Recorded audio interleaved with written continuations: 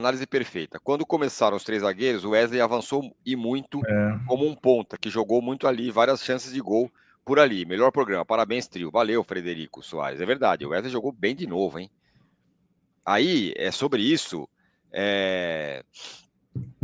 quando o Wesley quase foi negociado lá para a Itália, não, vende aí, tudo bem, mais ou menos. Eu acho um ótimo lateral, sempre achei ele bom jogador, cara. É um jovem, vai ter seus problemas. A venda era muito boa, né? Sim. 20 milhões de euros, né? Não, sim, mas eu quero dizer assim, como se fosse um jogador qualquer. Claro que com Sim, 20 milhões de euros vai vender qualquer um, eu acho mas... que tem dois aspectos. A venda era boa e eles vacilaram, perderam uma boa venda, né? Agora, a expectativa é que apareça alguém pagando 20 ou mais depois desses bons jogos dele. Que quem está observando de lá está vendo o seguinte: pô, o moleque está cada vez melhor lá no Flamengo. Sim, Né? sim. Ele está passando em mais testes importantes.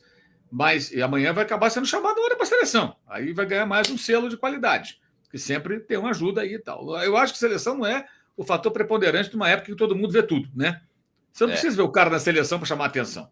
Tanto que ele está sendo observado como vários meninos são observados, desde quase do berçário. Então, o problema é o torcedor impaciente e que queima jogadores. É Perfeito. bagre, não sabe Concordo. cruzar. Exatamente. Ontem, na minha live, muita gente mandou assim: parabéns, você não atacou o Wesley. Eu não tenho que ser parabenizado por não atacar o Wesley. Eu seria, desculpa, um tolo se eu estivesse atacando um jogador de 19, 20 anos. Não está formado, gente. E assim, uma coisa que sempre me chama a atenção nesse caso: mas que diabo que vários times da Europa ficam vindo atrás desse moleque? O Bournemouth ofereceu 12 milhões. O Atalanta queria pagar 20. E outros times sondaram o Flamengo, fizeram propostas menores. Vários times foram atrás do Flamengo. Então, algum valor ele tem. Mas ele não está jogando tão bem. Mas tem algum predicado que a gente talvez não está enxergando. E aí, aos poucos, ele está ganhando mais. E o Sampaoli acreditava muito nele. Acho até que o Sampaoli exagerou com ele, como o Hugo Souza nas mãos do Paulo Souza.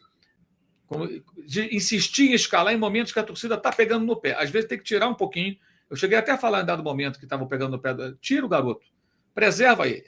Depois traz de volta, pouco a pouco. Joga lá o Varela e tal. Porque teve um momento que estava insuportável. E na época da não venda, foi o que você falou, Tira. Não, joga nada, não sei o quê.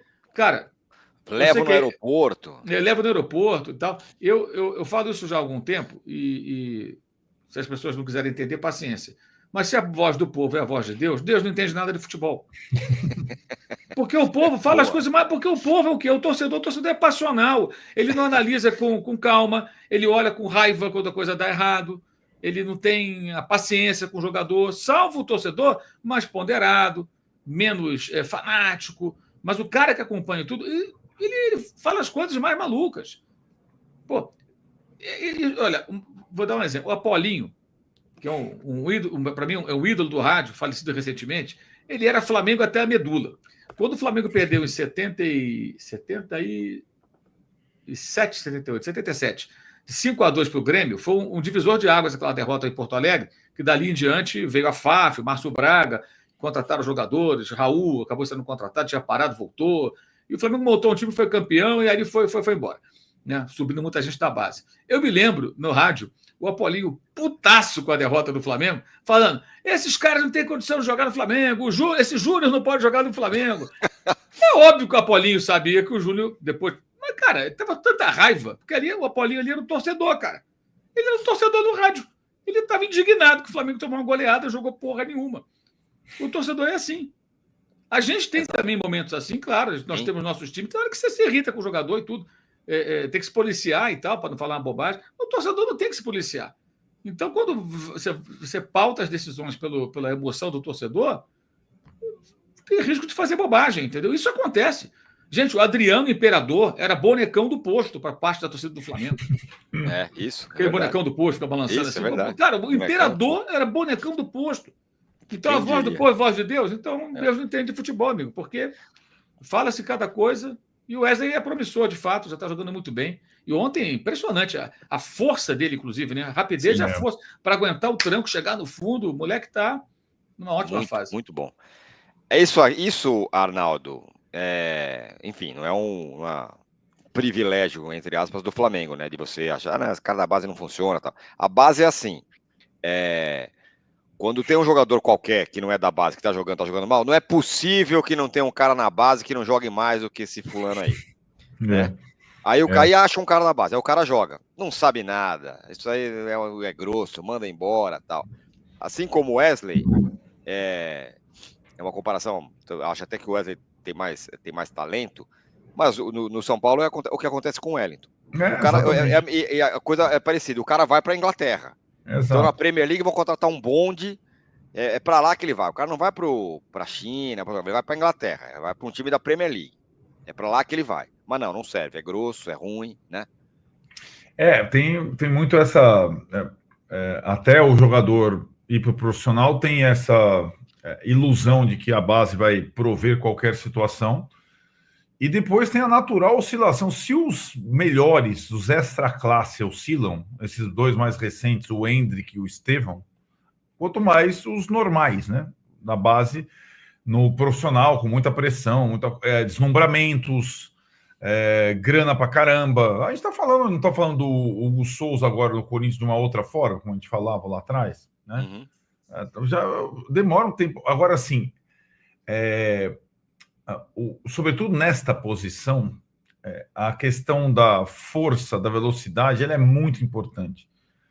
A gente não pode cair na tentação de fazer comparações com laterais históricos do Flamengo, por exemplo, como o Leandro Júnior. Você não vai conseguir encontrar nenhum, né, com a qualidade técnica deles. Agora, sim, se você for pensar, os laterais que foram mais duradouros no futebol brasileiro, seleção inclusive, eram laterais físicos, que tinham boa técnica, mas eram laterais muito físicos, como Cafu e Roberto Carlos, que sempre jogaram, ou quase sempre, na linha de 4, mas que na Copa do Mundo, o Mauro acabou de lembrar a questão do Edmilson, jogaram na Copa do Mundo de 2002 como alas com liberdade, porque tinham muita força.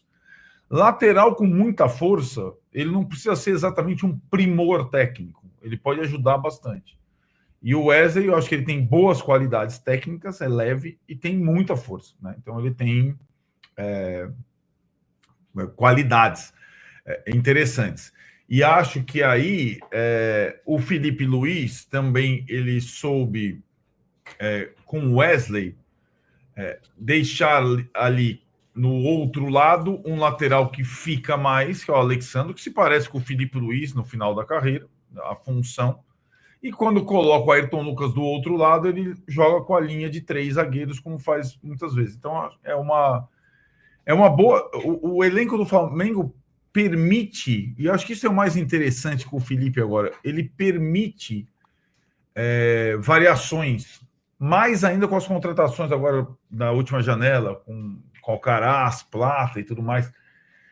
E o torcedor do Flamengo, até por conta do último grande time lá do Jorge Jesus, que tinha uma escalação base, ele está mais acostumado a um time constante, mas talvez seja a hora, e o técnico e o personagem, para mudar um pouco esse costume, né?